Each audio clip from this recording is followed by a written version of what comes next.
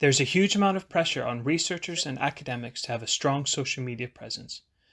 With university social media managers up to their eyeballs in work, it can be challenging for them to dedicate the time needed to ensure academics have the social media training and ongoing support that they need.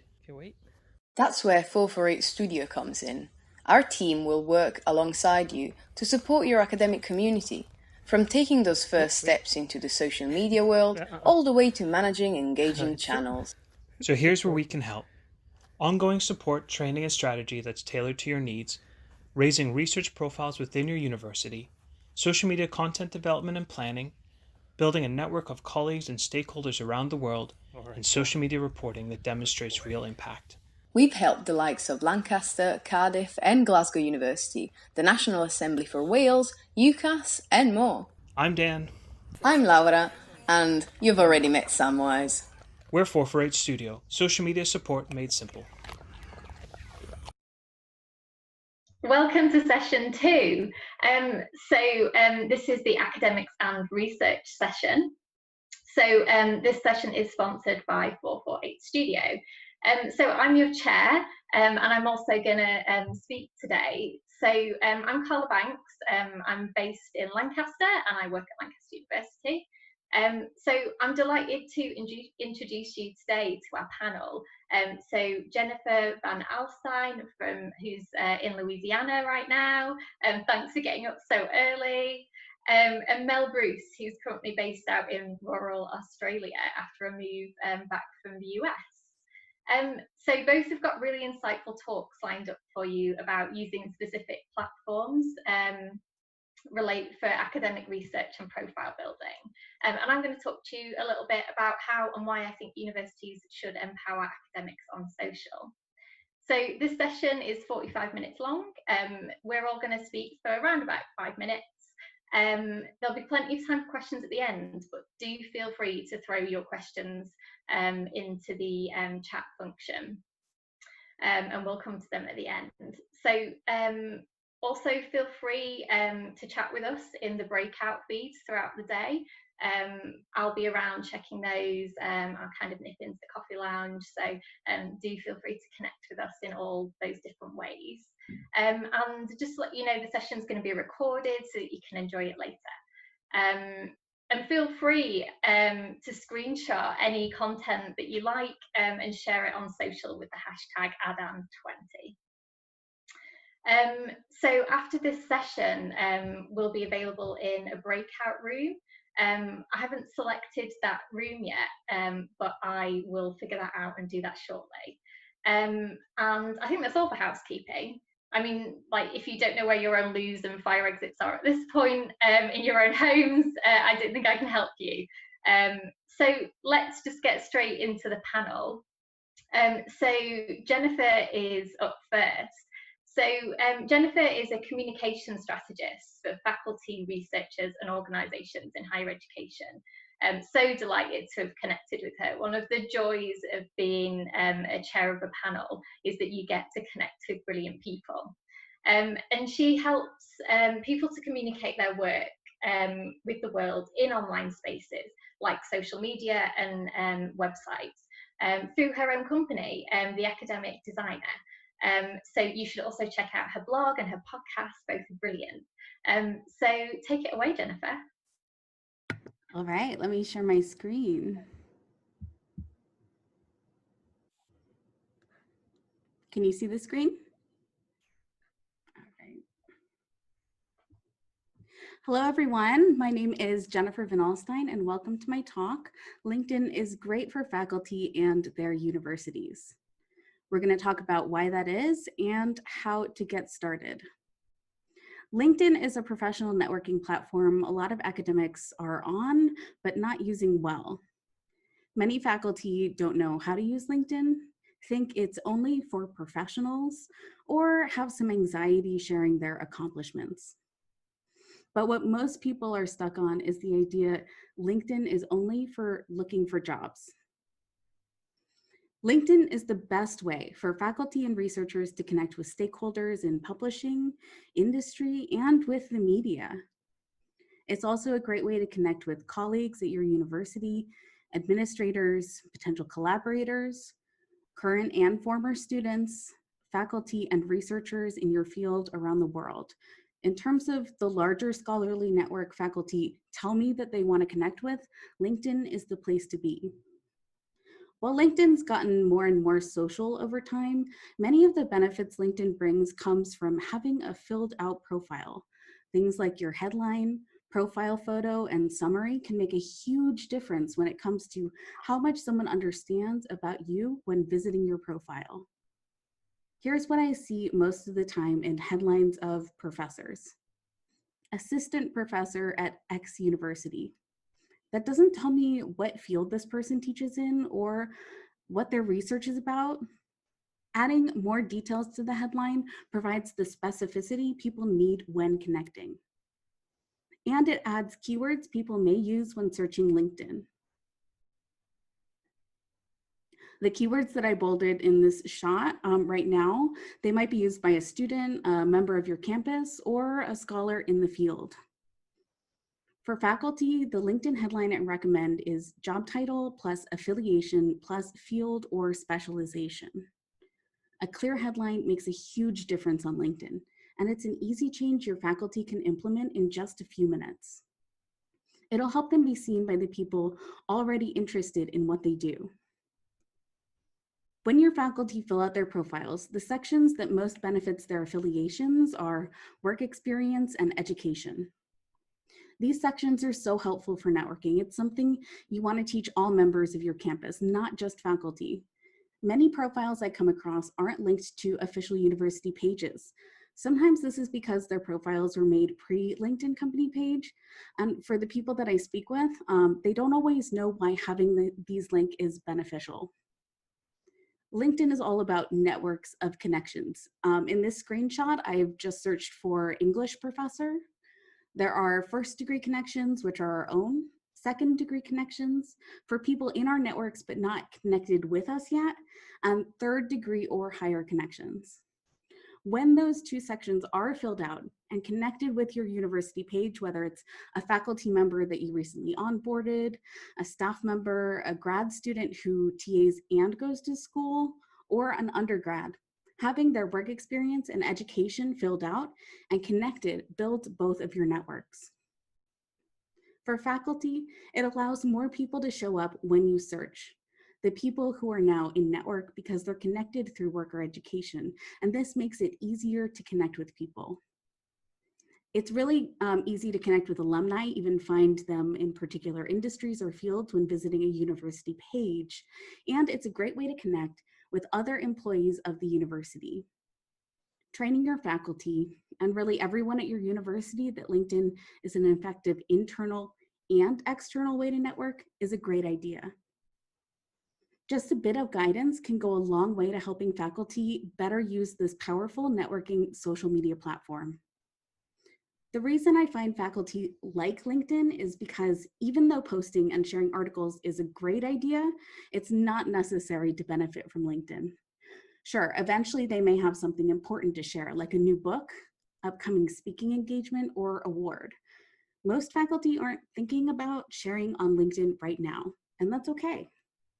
Filling out their headline, profile photo, summary, work experience, and education.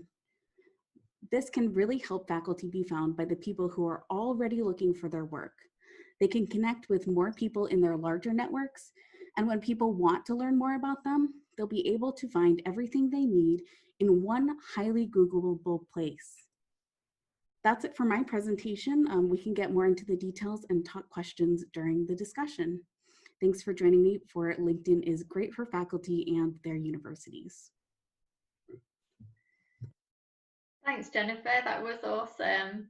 I think a lot of stuff in there that a lot of academics don't necessarily have thought about. It's really interesting to think about that from a professional services point of view as well, and how do you best support academic colleagues to utilise that platform. So now we're going to move to Mel Bruce's talk. So Mel is a professor of marketing, and she's now, it says here, I love this, turned barefoot beachside entrepreneur. That's brilliant. So after a decade in academia, Mel took her business and her marketing knowledge to create 3 businesses. As a business coach, she helps eco-conscious entrepreneurs to build thriving businesses that don't cost the earth. So she's the founder of the Leveraged PhD, which I've followed for a little while. Do check it out; it's brilliant. That helps academics to build their lives and careers that they love through personal branding and entrepreneurship. So I'm going to hand you over to Mel. Alrighty, welcome everybody. Let me share my screen and make it large. Alrighty, I think I can't see once it's up, but I'm assuming all is well. So today I am talking about Instagram. It's not all selfies and influencers. I'm talking about how academics can build meaningful networks and increase their impact on Instagram, which I know is something that a lot of you who are administrators are really interested in getting your academics to build that profile of themselves and your university at the same time. So Instagram isn't the #1 platform that people think of when they think about social media for academics. Academics are drawn to LinkedIn, they're drawn to Twitter, because those are the places where that kind of more traditional discourse around academia is. But Instagram has some really amazing features and reasons why it is great.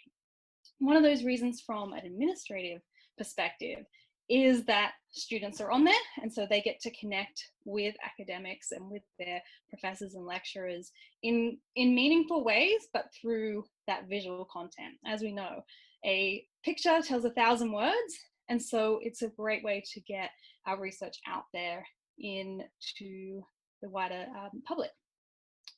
So as Carla introduced, I am Dr. Mel Bruce. My PhD is in marketing, and I taught social media marketing when I was an academic. And as you mentioned, I am making a transition, and tomorrow at 4:30, I'm going to be talking about how I use social media to transfer from an academic to, as I like to call myself, a barefoot beachside entrepreneur, because that's what I do in my spare time.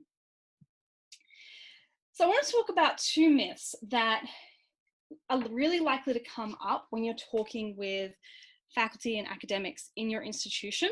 And the #1 is that they might think that Instagram is really quite superficial. But it's not. I asked someone on Instagram that I was chatting with today about, well, why do you love Instagram? Why do you like to connect on there? And she said that she gets to connect with other academics who share the same struggles, talking about advisors as a PhD student, mental health and productivity. And she also gets to practice her psychom, so putting out her research out there into the world, while at the same time creating those really meaningful relationships. So this is something that if you're the people you're trying to encourage to get onto these platforms are having struggles with, you can use these to kind of market to them. This is another conversation that I had, and I've highlighted a few bits. This is Sigrid, and she's talking about a new book that she's launched with several connections that she participated as part of an Instagram challenge that I host for PhDs. So meeting those people allowed her to create that book. And as she says later on, real connections, way deeper than the superficiality that someone might think of Instagram or social media in general. Rensky agreed, and she says that she's really connected with people. She's got multiple studies and papers as a result of someone that she met through Instagram, and also someone that she's met in person as a result of interacting through this superficial Instagram platform. And now she's creating these high impact scientific papers as a result of that. Another myth that people have around Instagram is that their content needs to be really styled, and that it needs to be really influencer and be very high quality. And while visuals are a huge part of Instagram, you don't have to be a professional photographer. You don't have to have a really styled desk and office. It's that authentic content that actually people engage with when they see a desk that looks like theirs, or they see someone's lab, or they see what research somebody is doing. And this is Rensky, who I just mentioned on the previous page, and you can see that her content is really real. It's a selfie of her, and it's a picture of her desk, it's a picture of what she's working on, and she talks about her interests. She likes Zumba, yoga, coffee, and sustainability. She talks about what type of research that she does, what her PhD is, and she's got a link there to a blog that she's written about cancelled conferences. So as you can see, it's not really polished, but it's really effective. She has created meaningful connections, and she is creating research papers and being part of new collaborative research as a result of this profile. There is a third myth that I didn't put a slide on, but I want to highlight is you can see that Rensky only has 395 followers. You don't have to have a lot of followers. You don't, and this applies to any social media platform. It's not about the number of followers. It's about who you're connecting with and finding those people who are like-minded to you. And I'll talk about how you can do that in a moment. So why is Instagram my favorite platform? It's visual, and I do a lot of typos. So I hate Twitter because I'm always tweeting and making mistakes and having to either delete them or reply and say, sorry, it's not actually what I meant. So I love Instagram because it is visual. I got into marketing because I'm really creative and I love visuals. And so maybe that's something that some of the people within your university also feel like Twitter is quite intense in that you can't edit tweets, and you have to be, you're doing a lot of writing. It's also a very relaxed platform. You can create whatever content, you can be a little bit more personal, you can share a picture of your dog or a picture of your children if you want to. So it's relaxed about what you share, and you have complete control over that. But at the same time, it's not a very structured academic place where you have to always be, well, hey, I'm Dr. Bruce and this is what I'm here today. My students always loved following me on Instagram because they got to see me not just as this very academic professor, but as someone who had a life and that was doing things and had interests and liked to bake and travel, and they could see all of that about me and connect to me as a real person. It's also quite restrictive. When we think about the other platforms, they're quite free in what you can do on them. Instagram is restrictive in the way that it is this visual square that you get to put up, and you can put your hashtags in there, and you have one link in your bio. And that means that it hasn't become really polluted with all this politics, and it's a much more stricter place. So even though it is really, really creative, it's also restrictive, which means that you have to be that little bit more creative to connect on there. It's also less crowded, not in general. In general, it's very crowded. The number of people on Instagram is huge. I think we're up to 2 billion, but it's less crowded in the academic area. So you can make really great connections with other academics because of the fact that there aren't that many academics on there. And so you can kind of get in and have real conversations with people who do have 300 followers, and you can connect with them on that one-on-one, in that one-on-one way. It also has a really high engagement rate. And by really high, I mean comparatively to the other platforms, they've all come down a lot. But it means that your content is going to be seen by more people. So somebody putting out a tweet about their latest research and somebody putting out a video that's talking about their latest research, it is going to be seen by a higher number of people and potentially have higher engagement. Obviously, there's a lot that comes into play with that, but in general, it has that higher engagement rate. The sixth reason is it is about quality over quantity. If you want to do really well on Twitter, you need to be on Twitter every day. You need to be really engaged in the platform. You need to be replying to people and mentioning people and using all the right hashtags to get seen. Whereas on Instagram, you can have a much smaller presence. So that means that you could be on Instagram once a week and you can still have really meaningful, engaged connections there. Obviously, it's better the more that you are on there, and if you can do it 3 or 4 times a week. But this is also a great way to get your academics onto the platform, is saying to them, hey, you can actually just post once a week and start to build your presence on Instagram. And most of them will probably either love it or hate it, and they'll post even more than that, or they'll decide, no, Instagram's not for me, and they'll head on back to Twitter or Instagram. So some Instagram basics for those of you who haven't used Instagram, or maybe you've used it, but you've never really thought strategically about, well, what am I doing on Instagram, and you know, what's going on here. So we have our handle, our username, and I always recommend that you have this the same over every platform. So if your academics are already on Twitter, they should use the same one on Instagram. It just makes life a lot easier when you say to people, hey, I'm the Leverage PhD on every platform. Find me on Twitter, find me on Instagram, and that's what you can find me as, rather than saying like, hey, you can find me as Mel Bruce on Twitter, but on Instagram, you got to add this or that. The second thing is the profile image for most of your academics. That's going to be a picture of them, a selfie, them smiling. It might be the professional picture that they had done for the university photos. We also have the bio, and this is pretty similar to any other platform. You have those limited characters to tell people about who you are. And Jennifer gave some great examples of some things that you can include in your LinkedIn bio that you could also do on Instagram. With Instagram, we can be a little bit more creative, as we saw with Rensky, add some things in there, like I like yoga, I like to travel. Then we have the feed. This is the traditional place where you're sharing your content, and it comes into this square grid. This is content that is a little bit more enduring. It sticks around for quite some time.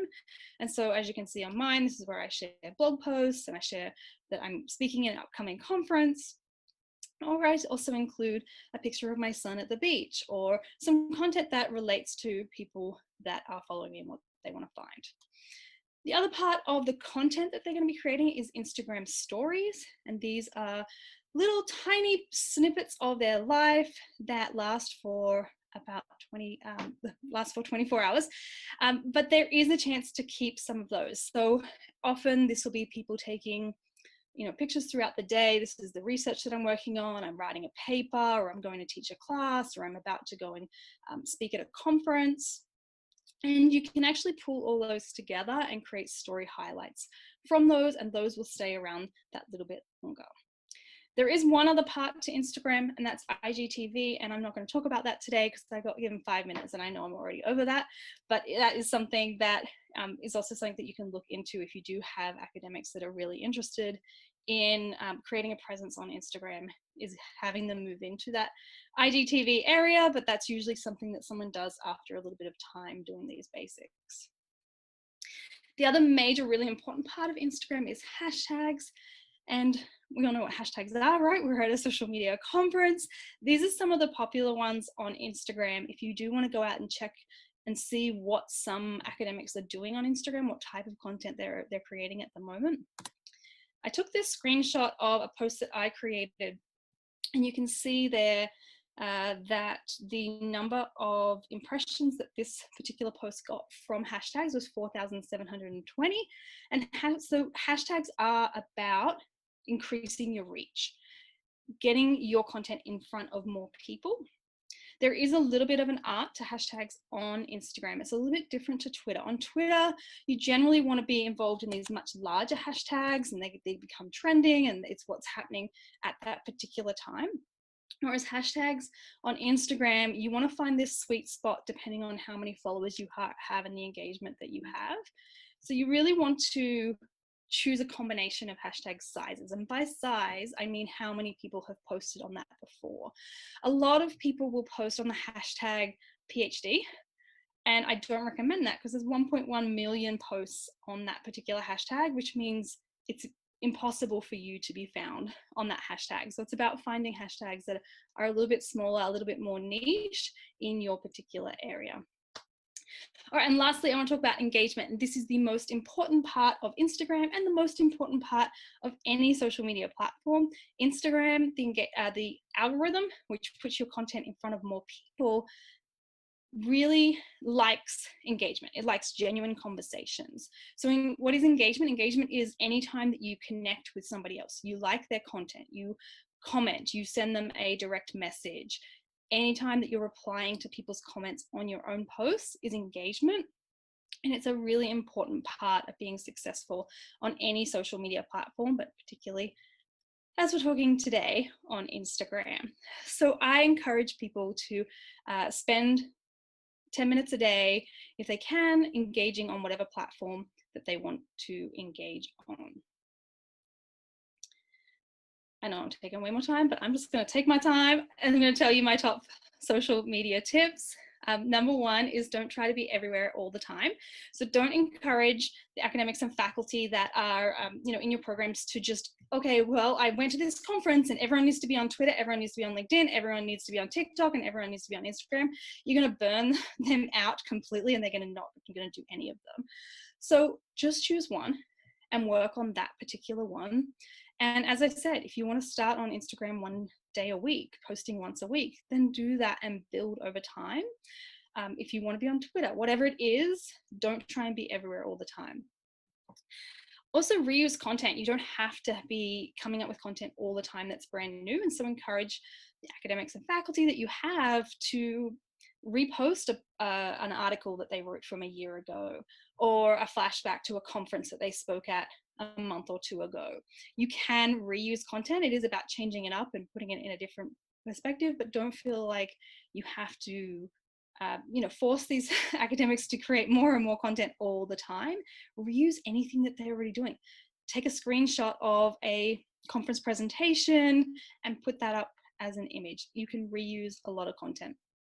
Consistency is important no matter what platform you're on. If you post once a week, post once a week. If you're posting every single day, post every single day. You don't want to have 1 week where you're posting on Twitter every 10 minutes for 2 weeks and then you're gone and you disappear and nowhere to be found. Posting once a week is way better than posting every day and then disappearing. Batching content. This is how I survive. I own 3 businesses and I batch my content, which just means that I create it all at once. It's about not time switching and the cost of task switching. It's okay to show your personality. A lot of people will start off quite static when they create a new platform or they're getting on social media. When I first started the Leverage PhD, I didn't even show my face. It was anonymous. And it wasn't until I actually started showing who I was and some of my personality that I actually started to grow my following and connections and interact with people in that real human way, because we want to connect with other humans. And it's really hard to connect with someone who isn't showing themselves, that is just, hey, here's a pretty picture, here's a really boring comment. And the mundane things can be some of the most engaging. That means posting that you had a rejection from a journal.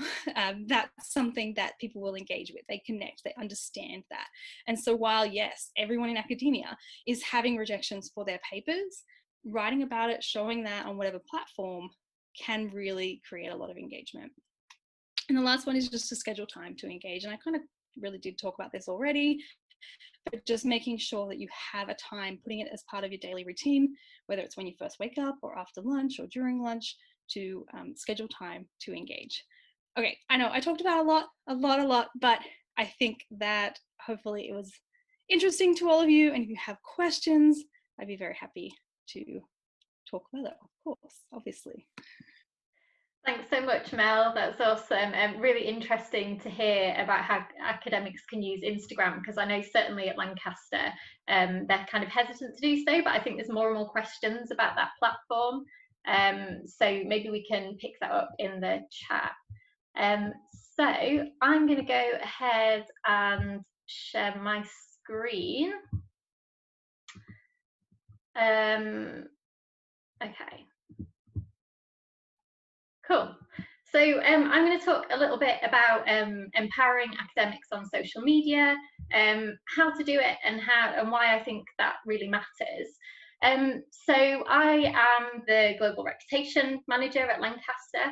I'm based within the Global Engagement team, and most of my work is with academics. I help them to build their profiles, but I also help them to get involved with our international partnerships. So I'll just go straight into this. So let's kick off with the why. So for me, in my role, the why has a lot to do with profile raising and international reputation. So this is like, why should you encourage your academics to use social? So back in 2018, when I first started in my role, what we did was actually map the number of followers that our institutional social media accounts had against the number of followers of our most senior academics. And what you're seeing here on the screen is that at this time we had about 50-odd thousand followers on our institutional account. Our central accounts, I would imagine, like most universities that you guys are based at, are mostly focused on student recruitment, community engagement and research news. And by research news, I mean the kind of big hitting stuff, the stuff that makes the headlines, as opposed to the sort of everyday research and process content that I'm interested in. So what we found when we looked at the Twitter accounts of our most senior academics was that they had a heck of a lot more followers. So we found that their combined following was significantly larger than that of our institutional accounts. And so we started to think about, okay, so what might that mean in terms of the institutional reputation and how we support these academics? So what we actually did was we went away and spoke to them.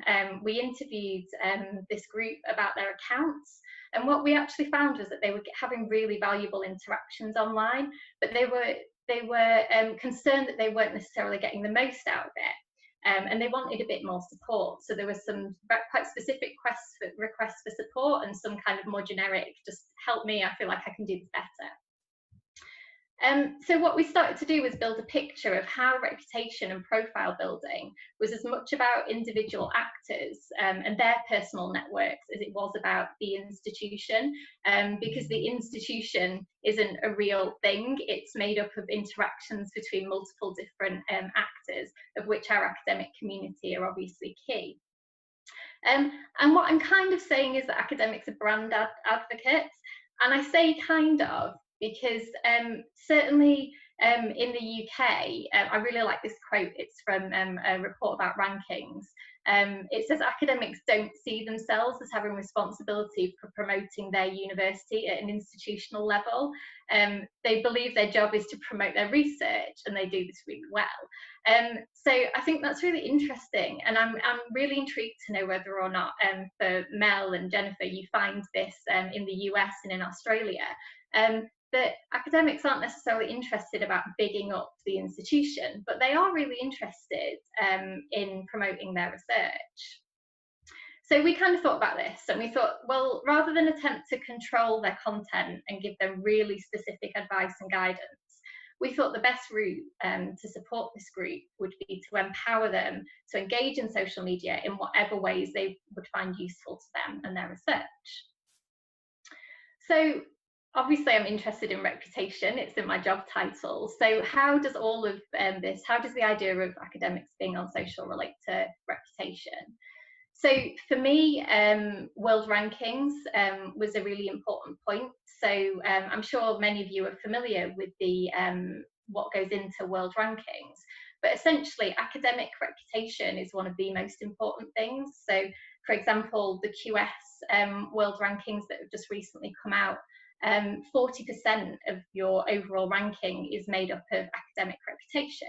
And what this is basically is a survey that goes out around the world that asks academics to say who they think is the best in their field. And we know that they respond to that survey in ways that, you know, they're voting for their friends, basically, like, who do I know at such and such university in such and such region. So that was really key for us at Lancaster. But there's all other kinds of ways that this can relate to your reputation. I don't have time to go into these here, but really happy to pick up on any of these conversations, particularly one about citations. I think there's some really interesting research about the connection between being on social media and increasing citations. So how does empowering academics to talk about their research on social media, like why at this point, I guess, we were thinking, like, we'd convinced ourselves and professional services, like, why would we not do this? Why would we not provide this level of support? And I think at this point, like, we thought we had a really easy sell to our academic community. Like, we thought we were going to go out there and they were going to say, oh yeah, like, we're totally on board, we can 100% do this. But actually, we got a lot of concerns thrown back at us. So they were like, why though? Like, why should I do this? Why should I help you? And all kinds of barriers popped up. So I'm just going to talk you through some of like the most common ones and how we decided to overcome them in various different ways. So one of the things that we found was that they said to us, well, I just don't have time to be on social media. There's not enough time. It's just not one of my priorities.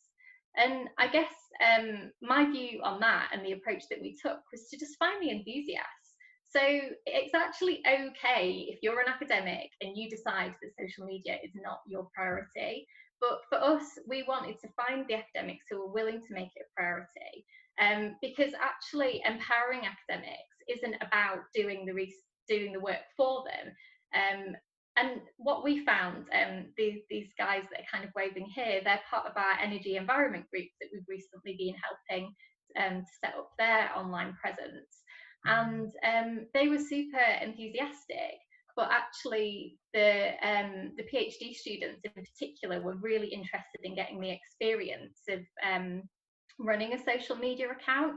So sometimes going to our senior academics was not necessarily the best idea.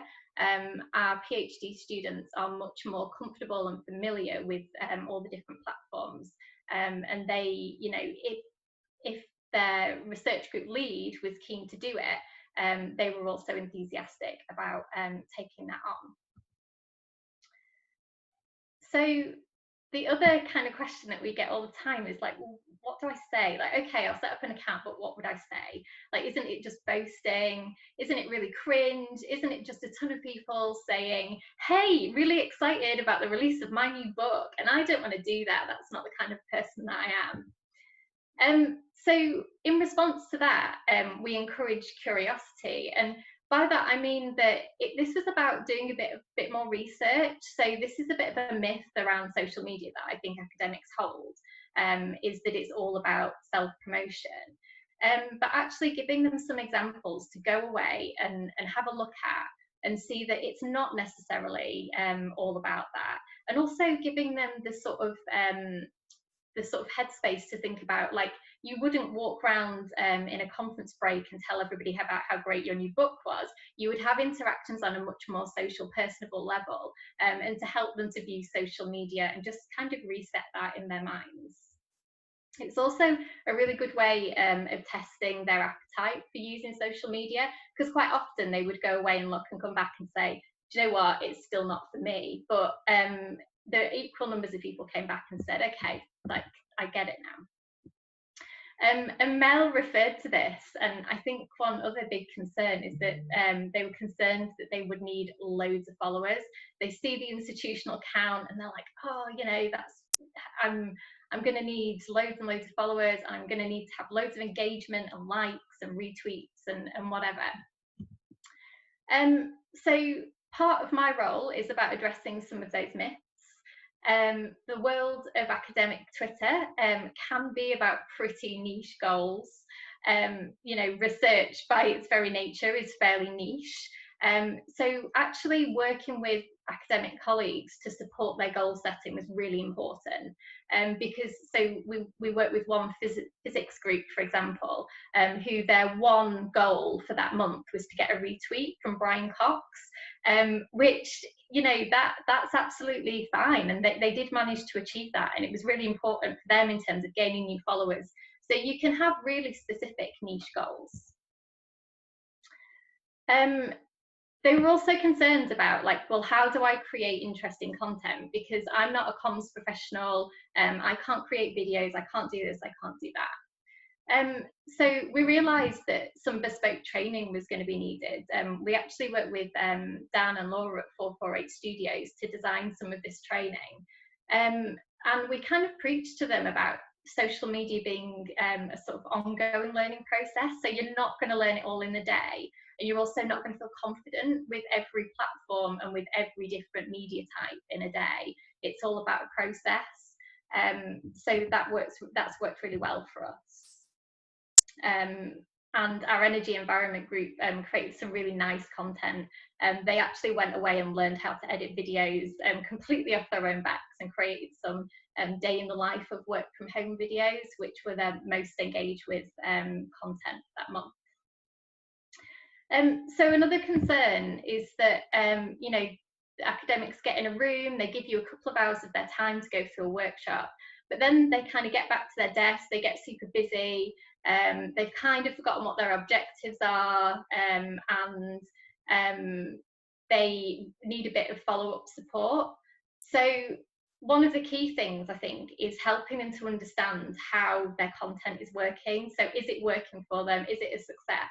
And we found that helping them to track their analytics and find analytics and measures that were really useful to them meant that they were more invested in the platforms and what they were doing.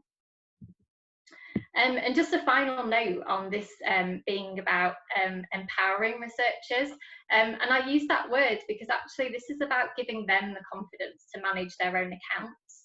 And I suppose in a way, developing a coaching type relationship where you invest in their journey. And I don't just mean investing cash and, you know, training and all that kind of stuff, but actually I find myself like pretty emotionally invested in their journeys on social. So a lot of my role is about liking their content, about contact them and saying, you know, I saw that you did this, it's working really great, have you checked what your analytics are doing, all of that kind of stuff. So that's just what we've done at Lancaster.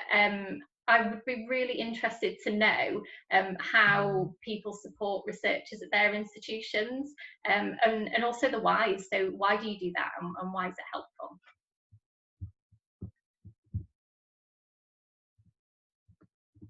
So I am going to switch into chair mode. So we've got a ton of questions coming through here. While I look at these, I was going to ask both of you, we kind of talked a bit offline earlier about like the differences in academic perceptions of being on social media. Do you think there are differences in the US and in Australia? I would say that in the US, I think what I was saying to you is I definitely noticed deans and more senior academics doing some promotion of their university as something that they want to do and something they're interested in doing.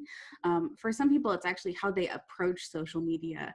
And I know that there are people like Dr. Josie Alquist who specialize in that. Sorry, there's a cat with me now. But yeah, I think that there's some feeling about I don't know if this is my responsibility. So I come from a slightly unique position, I guess, because I am a marketing professor. So most of the people that I've worked with understand marketing and understand why social media is important and how it can help them in their individual goals and also the institutional goals. And I've also spent the last 6 years in the US. So most of my experience is there. And I found that in general, academics were more interested in participating in social media, particularly to engage with the students. So I worked at a lot of institutions that had a lot of first generation students and students that weren't taking that traditional path. So the university was very involved in getting academics to connect with students. And so one of the things that I did just before I left, and this was partly because of COVID and the university going online, is we actually created a social media challenge for 30 days. It was the 30 days that were the remainder of the semester, and we had professors and students and academics, lecturers, depending on where you're from. I've been in the US so long, I call lecturers professors now. But we saw such a great engagement of the students connecting with the professors and the faculty and connecting in that way. And I've seen it even since it's finished, that continue onwards. But yeah, I found that in the United States that in general, academics were a little bit more interested in creating that online presence. And yeah, part of it is cultural from an American perspective, but part of it is cultural because of the academic the nature of universities that are very much branded in the United States in a way much more than what I saw in Australia or in the UK. So I think we're probably running out of time. So if we say that the conversation is going to switch over to the live feed, which is research and academic, I'm kind of looking at Billy here to see whether or not we've got any more time. Because somebody's asked a really interesting question. So Ramani at Dundee has said, do you think that this is more relevant for early career academics?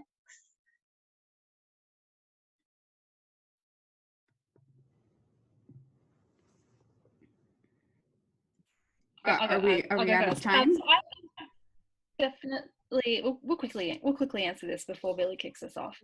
I think that definitely early career academics are much more likely to jump on and be a part of these things that the university is doing, in part because of the nature of academia today and the pressure to succeed and to have that impact and the need to be able to document the impact that they're having. They are, I believe, more likely to get into that, particularly in the US system with the tenure, trying to encourage a tenured professor to jump on board and create this social content. They kind of think, well, I don't have any reason for that.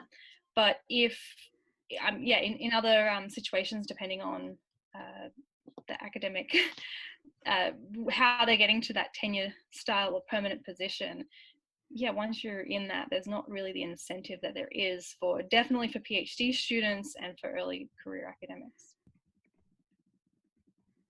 Yeah, I would agree with that. I also think that based on the myths that Melanie brought up during her presentation, like if you have those assumptions already going in, like you're not going to join social media just because everyone says you have to be on academic Twitter. You need to have your own personal incentive, I think. And for senior academics, it's going to be different incentive than it is for early career researchers. Yeah, definitely. Like we find PhD students in particular are really keen, and I don't know if it's just because they're more comfortable with a lot of the platforms as well. Like they've lived with it a bit more, so they understand the importance of it. So yeah, really interesting to think about that, because we started off looking at our most senior academics, and actually very few of them were using social. Okay, so Dan is telling me that we can enter into a video breakout room. We're going to go for Japan, apparently. We'll see you in that space. There's a link in the live feed. Cool, thanks. Bye.